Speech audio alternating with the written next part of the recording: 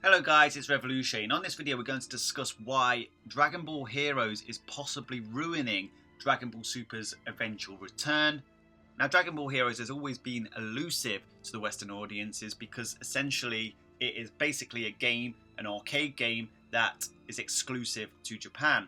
Whether we'll get in Western civilization eventually remains to be seen. I know we're getting a version of it on Switch, but whether we'll ever get that arcade game remains to be seen. As Dragon Ball grows as a brand worldwide, I think it becomes more and more likely that something like Dragon Ball Heroes, the arcade game, could be brought to the likes of the United States and the United Kingdom. We can only hope. But despite Dragon Ball Heroes being exclusive to Japan, because of the internet age, we are able to get access and watch all the Dragon Ball Heroes content, at least video content that we like. Obviously we cannot play the arcade games, but we can watch all the cutscenes from those arcade games. You can find them on YouTube pretty easily. And of course you can find many fan translations of the Dragon Ball Heroes manga online as well. In my opinion, Bandai Namco are doing themselves a disservice, basically not bringing out their own English subtitles or English dub or even English adaptations of these mangas, because with the amount of Dragon Ball fans, these things would sell. Though I guess you could argue that they may not have permission to do that from either Shueisha Studios or Bird Studios. Regardless, we can easily get access to these cutscenes from the games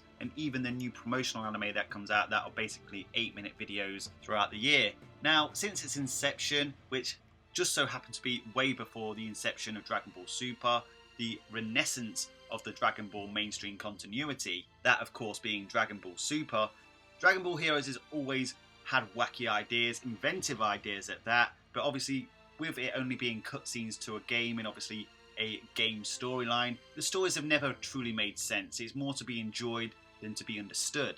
We get to see many characters throughout the entire Dragon Ball verse, from different franchises within the umbrella of Dragon Ball. The original Dragon Ball, the Dragon Ball movies, which are a separate canonicity to the original mainstream timeline of Dragon Ball Z, Dragon Ball GT and Dragon Ball Super, the Dragon Ball games, Xenoverse and Fighters, and Dragon Ball Heroes has always created its own characters exclusive to the Dragon Ball Heroes franchise. In fact, we even have Xeno Goku, which is based off the Dragon Ball GT Goku, which is essentially still a Goku that's exclusive to Dragon Ball Heroes. It's a Goku who went through the events of the Dragon Ball GT timeline, but has also happened to learn God Ki and once became a Super Saiyan God in Ultimate Mission on the Nintendo 3DS. However, he didn't train to reenact that God Ki as Goku and Vegeta did in Dragon Ball Super.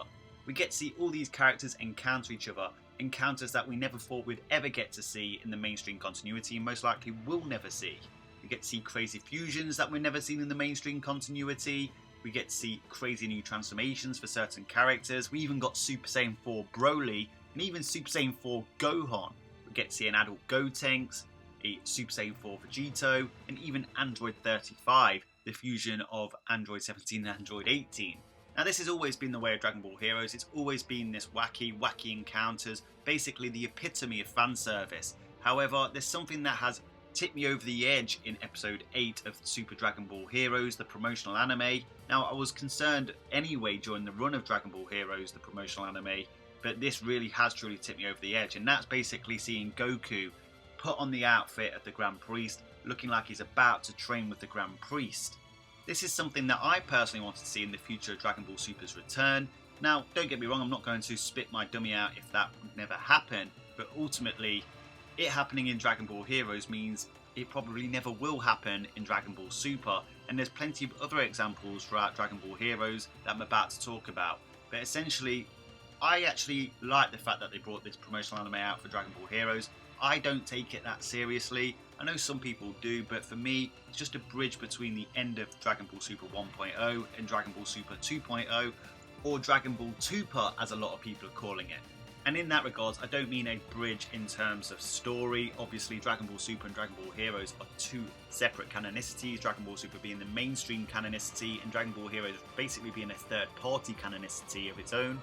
But by bridge, I mean something that we can enjoy that's licensed Dragon Ball between the mainstream continuity taking a break and returning. Like I said, Dragon Ball Heroes has always been about fun, wacky encounters we never expect to see, fan service. And fan service isn't always a bad thing. After all, it's called fan service for a reason. Now, I know that Dragon Ball Super hasn't been confirmed to be returning, nor has any official date been set for its return. But if you follow Dragon Ball and the franchise in detail, everything is pointing towards a return of the anime of Dragon Ball Super. After all, the manga is continuing, an arc that is written by Akira Toriyama, and if Akira Toriyama writes anything, trust me, Toei are going to make an anime of it. Never mind the groundbreaking success of Dragon Ball Super Broly, which is on course to make more money itself than both Battle of Gods and Resurrection of F did. And it was off the back of the success of those two Dragon Ball movies which ultimately spawned the return of Dragon Ball Super. Never mention the plethora of interviews with producers and voice actors. They've all been indicating, if you've read between the lines, that Dragon Ball Super will return. Once again, we need that confirmation, we need that return date. I'm pretty confident that it's coming back sometime this year. My only fear, if I had one, would be that because Dragon Ball Super Broly's done so well, they may opt to go for another movie. But considering that Dragon Ball Super has continued in the manga with the Galactic Patrol Prisoner arc and the fact that Moro is already coming across as somebody who could become an iconic villain in the Dragon Ball franchise, I think they will opt for an anime return. And obviously I said that Moro could become an iconic villain, but ultimately I don't think he's a box office seller. I think if you're going to make another movie, the villain needs to be somebody of substantial box office potential. And whilst Moro may be that one day, just as Frieza eventually became that, I don't think he's quite there yet. Whereas Broly was always going to sell tickets. It was an inspired choice really, despite the initial criticism of bringing Broly into the mainstream canonicity. But for me, the thing I've always said about Dragon Ball Super's return is the fact that in the initial run of Dragon Ball Super, there were so many story plot threads left open that there's a lot of directions they can go in the future of Dragon Ball Super. I've seen a lot of people say, where can they go now after the Tournament of Power? And I always found that bemusing.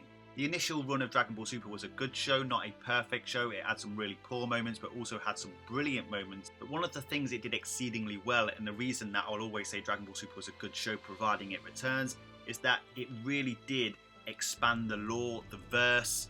We now have a multiverse and potentially beyond that with Zeno's realm to explore. And in Dragon Ball Super's initial run, we barely touched the surface of that. Even with the Galactic Patrol Prisoner arc, we're still delving into Universe 7. Well, there's another 11 universes. And who knows, if Android 17 did truly wish back those 6 previously erased universes, that multiverse is even bigger. There's a whole multiverse to explore.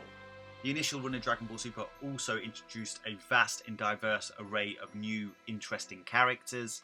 We have a time-manipulating assassin, Universe 6 Saiyans, the Pride Troopers in Universe 11, the Gods of Destructions, Zalama the Dragon God, and for me, one of the most exciting prospects of a future Dragon Ball series is the exploration of the Angels and their heritage and powers. Then there's the Omni Kings and their attendants, and then of course there's the Grand Priest, who has already demonstrated a plethora of insane abilities, and it's been theorised quite often whether or not the Grand Priest would turn out to be a villain or eventually become a trainer of Goku. And I think a lot of people are expecting that after Goku managed to achieve Ultra Instinct during the Tournament of Power and not being able to tap into it at will after the Tournament of Power, that it might take somebody like the Grand Priest to train Goku in how to tap into Ultra Instinct at will and truly master Ultra Instinct. Now, like I said, I won't spit my dummy out if neither of these do play out in the future of Dragon Ball Super, because I do want them to subvert the fans' expectations. Toriyama's always been good at throwing a curveball, but for me, what Dragon Ball Heroes has done by basically putting this in his promotional anime is taken away from the impact of this potentially happening in the future of Dragon Ball Super. And if it was to happen, well, we've seen it before. Like I said, it really negates the impact. For me, Dragon Ball Heroes is starting to veer too close to the mainstream continuities, potential story devices. For example, we're about to see Jiren's first return after the Tournament of Power, fighting against Cumber. The impact of Jiren returning in the future of Dragon Ball Super may have just been diluted, especially if he gets rodded by Cumber. Now with Cumber, you could say, well, there's not actually been any links between Cumber and the historical Saiyans that Toriyama talked about in his interviews, i.e. Yamoshi and the Saiyans he was fighting when he first became Super Saiyan God. And if Cumber is to be from that time period of the Saiyans' history, then obviously, once again, Heroes has delved into something that could have been a future development in Dragon Ball Super. They've also delved into the Makaioshin realm, I think something that the whole Dragon Ball fan base has wanted to see happen in Dragon Ball Super.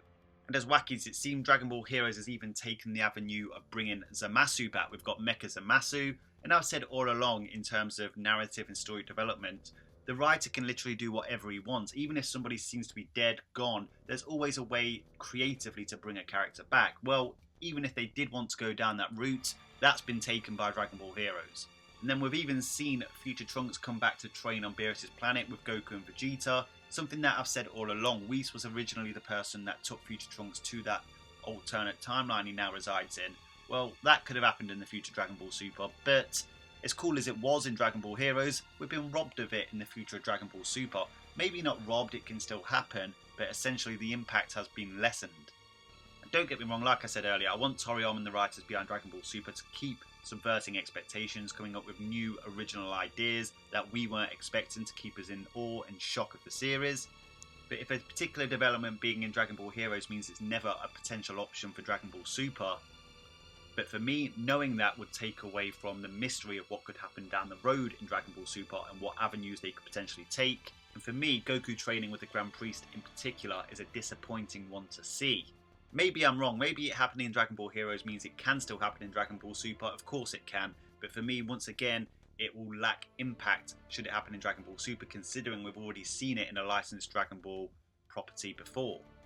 I just feel like Dragon Ball Heroes is venturing a bit too closely to the developments in Dragon Ball Super and cutting off potential avenues. And of course, Dragon Ball Heroes has to use characters from Dragon Ball Z and Dragon Ball Super, Dragon Ball GT and the likes to obviously create their stories. I just feel like they could stay a bit further away from things that we may see in the future Dragon Ball Super. And for me personally, that is why Dragon Ball Heroes is ruining Dragon Ball Super's eventual return. Anyway, let me know your thoughts down in the comment section. Maybe you don't want to see any of these developments occur in the future Dragon Ball Super and you want to be completely surprised by new original ideas that none of us can think up. I have no problem with that. Drop your thoughts in the comment section. What do you want to see from the future Dragon Ball Super? Anyway, please do smash that like button. Keep lending the Daishenkin your energy. There are some big videos coming this month on Revolution, and please do just remember to seek respect, not attention. It lasts longer. Until next time, Ad Astra.